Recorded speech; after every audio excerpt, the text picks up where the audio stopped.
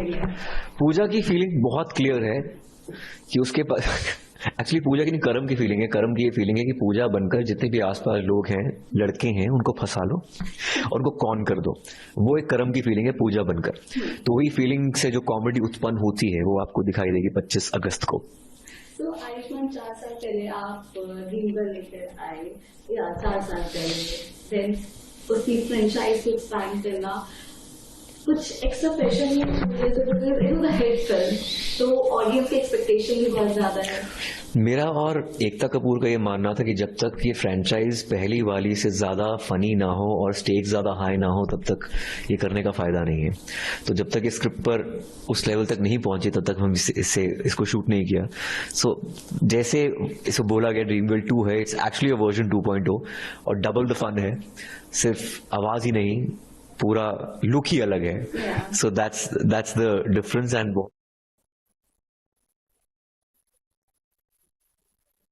Now आप पूरे getup में आ रहे हो पूजा के अवतार में, so what kind of prep you literally done to get into the skin of पूजा?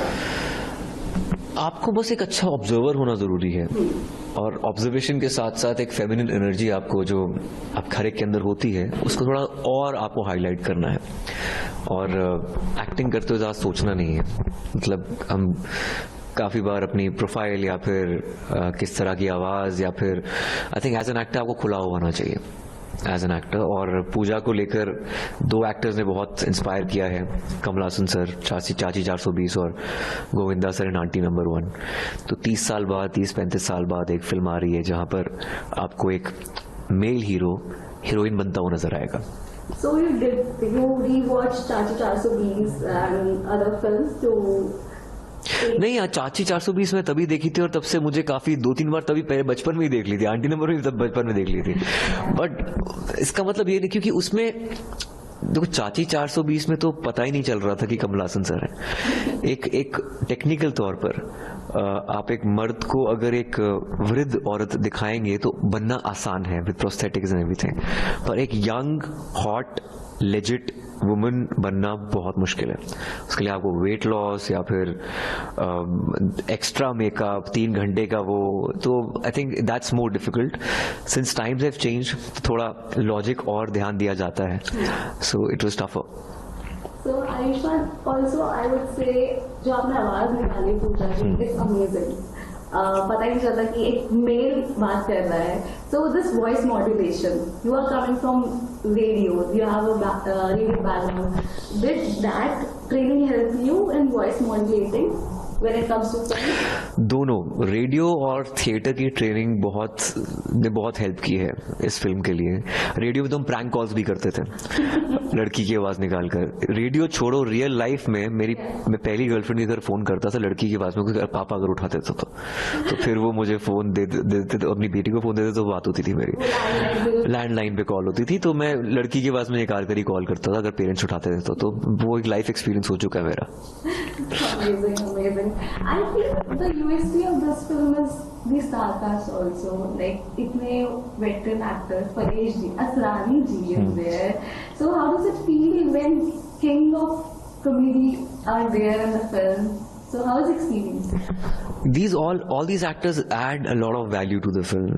ये सिर्फ मैं नहीं हूँ, ये आप देखेंगे असरानी साहब, Paresh Rawal sir, Annu Kapoor sir, Rajpal Yadav sir, Abhishek Banerjee, Vijay Raaz, Manjot. तो स्टारकास्ट ही ऐसी है कि आप सीमा पावा कि आपका मन करेगा कि ये तो फिल्म देखनी चाहिए, बिकॉज ये ऐसे एक्टर्स हैं जो एक नॉर्मल लाइन को भी बहुत एक फनी बना सकते हैं। तो इनमें वो टैलेंट है।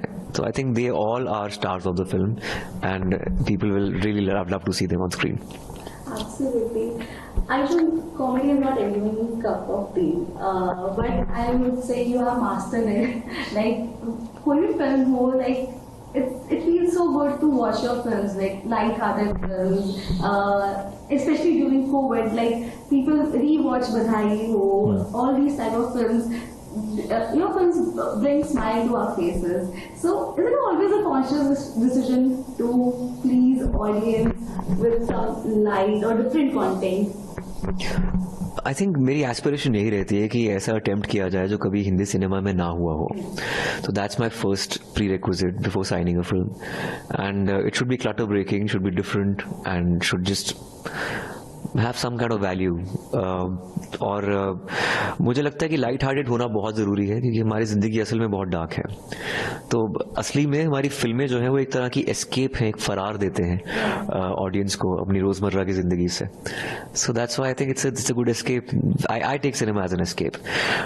ये बहुत ही एक आई थिंक फर्स्ट वर्ल्ड वो है choice of watching dark films.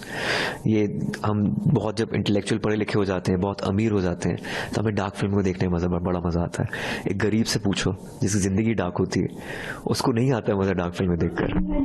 या it's an escape for a common man. तो वो बहुत जरूरी है. So Dream Girl 2, right? Different film, different concept, but आपकी फिल्म में कहीं ना कहीं एक हिडन मैसेज जरूर होता है. Like when I watch Dream Girl, so एक उसमें सीन था लाइक कि कोई जॉब ऑड नहीं होती, हम अपने लिए कर रहे हैं. सो वो भी एक हिडन मैसेज है. सो ये कॉन्शियस डिसीजन होता है, ये कुछ ना कुछ मैसेज डिलीवर करना है थ्रू योर फिल्म. ऐसा जरूरी नहीं है.